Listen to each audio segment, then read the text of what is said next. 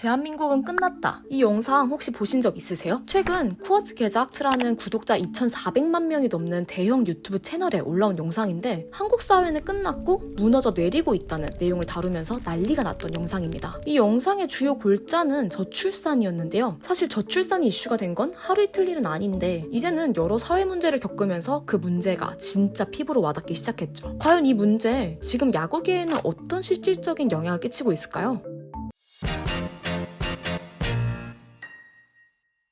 지난 영상에서 다뤘듯 신생구단을 창단하려면 여러 가지 조건이 필요합니다. 그 중에서도 팀 차원에서 가장 중요하다고 할 수 있는 것은 선수 수급일 텐데요. 선수 수급을 위해서는 내년부터 도입되는 아시아 쿼터와 같은 외국인 선수의 비중을 늘리는 방법도 있지만 안정적이고 지속적인 리그의 구축을 위해 자국 선수들의 꾸준한 수급이 필요하겠죠. 이를 위해 꼭 필요한 것이 바로 야구를 하는 많은 유소년 선수입니다. 많은 유소년 선수를 배출하기 위해서는 야구에 대한 좋은 인프라와 높은 관심 역시 필요하지만 궁극적으로 가장 그 근간이 되는 것은 바로 아이들 자체가 많은 거겠죠. 하지만 아시다시피 현재 한국 사회의 출산율은 이와 정반대입니다. 2017년에서 18년에는 가임 여성 1명당 출산율이 1.05명에서 0.98명으로 떨어지며 숫자 1이 깨져 큰 파장을 불러일으켰고 그러다 23년에는 이를 넘어 0.72명으로 역사상 최저 수치를 기록하게 됩니다. 1 미만의 출산율이 시작된 18년도에 태어난 아이들이 벌써 초등학교를 들어간 해가 된 만큼 이제 저출산 문제는 실질적으로 유소년 인프라에 지대한 영향을 끼칠 것으로 예상되는데요. 현장에서는 실제로 이미 이 심각성을 체감하고 있다고 합니다. 오늘 모신 분은 고교 시절까지 야구를 하다가 그만두고 현재는 수많은 지도자, 선수들과 함께 현장의 목소리를 직접 듣고 봐온 분인데요. 출산율이 아마추어 야구 현장에 어떤 영향을 끼치고 있고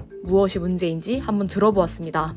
고등학교 때까지 10년 정도 한국에서 엘리트 야구 선수로 활동하면서 20살이 되고 나서 이제 부상으로 인해서 야구는 그만두고 다양한 야구 산업에서 계속 일을 하고 있는 이승훈이라고 합니다. 최근에 우리나라 저출산 문제가 좀 크다고 저도 많이 들었는데 이게 야구 쪽에서도 아무래도 영향이 있긴 있는 것 같아요. 이게 아직까지는 고등학교 선수들까지 타격은 없는데 이게 한 5년 전부터 이제 초등학교 유소년 리틀 선수들이 좀 줄어든다는 게 느껴졌고 이제 현재는 이게 또 중학교까지 올라와가지고 중학교 야구부 보면 선수들이 부족하죠. 그 리틀 야구팀에서 저도 코치로서 잠깐 근무를 했었던 적이 있었는데 그때 같은 경우에서 선수반이랑 취미반을 따로 운영하는데 선수반에 선수들이 부족하다 보니까 어쩔 수 없이 이제 취미반 선수들이나 이제 주말에만 잠깐 나오는 선수들을 데리고 와서 시합을 할 수밖에 없는 상황까지 왔더라고요.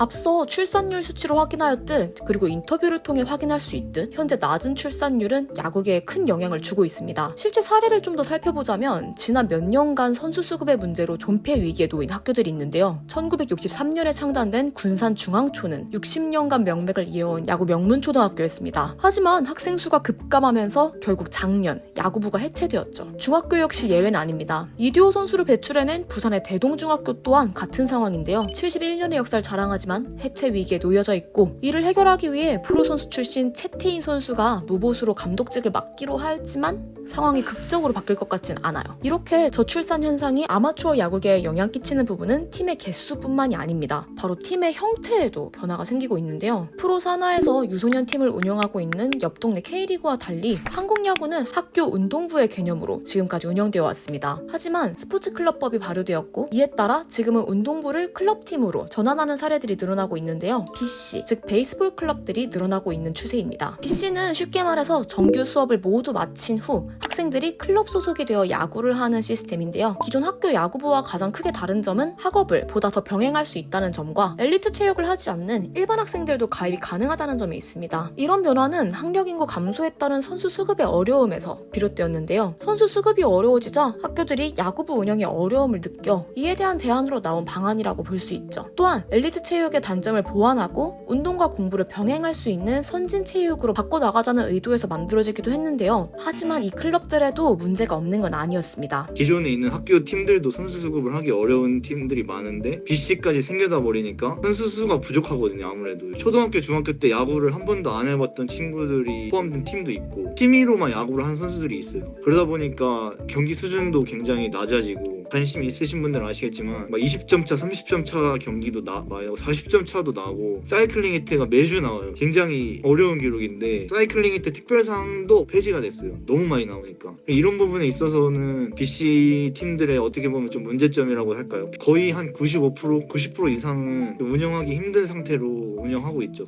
학령 인구 감소, 이를 해결하고 엘리트 스포츠에서 나아가 더 나은 선진형 스포츠를 향해 가기 위해서 스포츠 클럽법 발효 등 여러 가지 시도를 하고 있지만 여전히 개선해야 할 점들은 가득합니다. 대표적으로 있는 인프라 관리마저 잘 되고 있지 않다는 점이 있는데요. 안 그래도 아이들이 많이 없는데 있는 애들마저 관리가 부실하다는 거죠. 그 사례를 두 가지 제도를 통해 설명드리려 합니다. 첫 번째는 최저학력제입니다. 최저학력제는 초등학교 고학년 그리고 중고등학교 학생들이 국어, 영어, 사회와 같은 기본 과목들을 특정 정도의 성취를 달성해야 하며 미달성 시 경기대회에 참가를 허용하지 않는 제도입니다. 그만큼 운동과 학업을 병행시키고자 만든 규제라 볼 수 있죠. 두 번째는 KBO의 리그 규약 107조 외국 진출 선수에 대한 특례입니다. 2004년에 KBO와 KBSA가 공동 서명한 협정서가 있는데요. 이 협정서 4조 아마추어 육성 항목을 보면 KBO 소속 구단은 아마추어 야구 육성을 위해 계약한 선수의 출신 중학교의 계약금의 3%, 최종 졸업한 학교의 계약금의 7%를 야구용품으로 지원한다는 내용이 있습니다. 이에 따라 프로 선수로 지명된다면 출신 학교에 계약금의 일정 비율로 야구용품이 지원되고 이는 야구 운영에 큰 도움이 되어왔죠. 하지만 KBO 리그 규약 107조는 KBO에 입단하지 않고 외국 프로구단과 계약을 하게 된다면 지원금이 지불되지 않는다는 조항인데요. KBO 리그의 발전을 위해 우리 인적 인프라의 외부 유출을 막고자 한 거죠.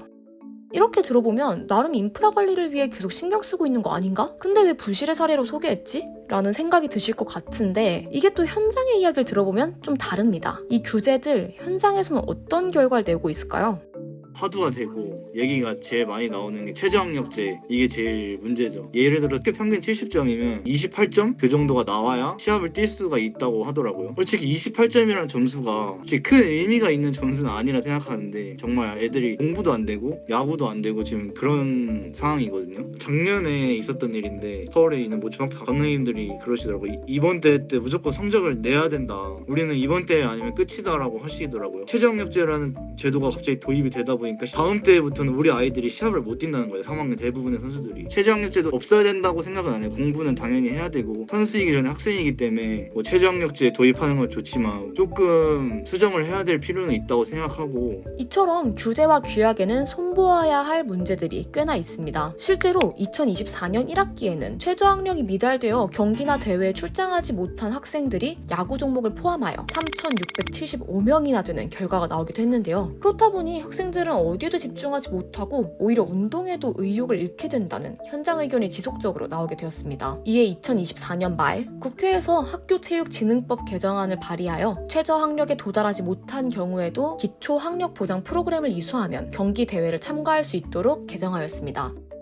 KBO 지원금도 마찬가지입니다.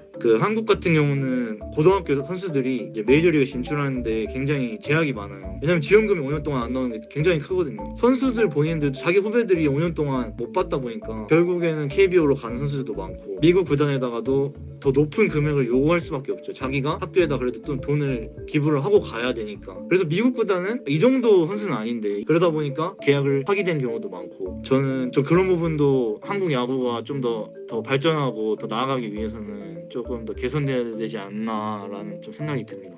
선수 개인에게만 일정 부분 페널티를 주는 것이 아닌 고등학교까지 5년의 긴 시간 동안 큰 피해가 간다면 이게 정말 자국리그의 발전을 위한 조치가 맞을지 의문이 다소 듭니다. 결국 그 후속으로 커나갈 어린 선수들에 대한 지원을 끊어버린 셈이니까요. 지역연구편에서도 소개드렸다시피 프로축구는 상위기구인 FIFA에서 마련한 제도를 통해 그 선수가 평생 이적할 때마다 훈련 보상금, 연대기여금과 같은 지원금들이 소속됐던 모든 초, 중, 고 대학교에 일정 비율로 떨어집니다. 그럼 각 학교들은 그 지원금을 기반으로 더 나은 환경을 조성해서 더 좋은 선수들을 만들기 위해 노력하겠죠. 이런 선순환 구조가 필요한데 야구는 아직 좀 더 많은 개선이 필요하지 않을까 싶네요. 출산율이 줄어들고 있는 현재 선수 수급이 나날이 어려워질 것은 사실 명백합니다. 하지만 야구기가 출산율에 직접적으로 관여할 수 있는 건 없잖아요. 그렇기에 현실적으로 있는 자원을 잘 다듬고 케어할 수 있는 방안들을 많이 마련하고 다음 세대가 다시 야구를 선택할 수 있는 그날까지 지금 우리의 고민이 좀 더 이루어져야 하지 않을까요? 오늘 영상은 여기까지입니다. 아이들이 줄어드는 세상 속에서도 야구를 꿈꾸는 마음만은 줄어들지 않았으면 합니다.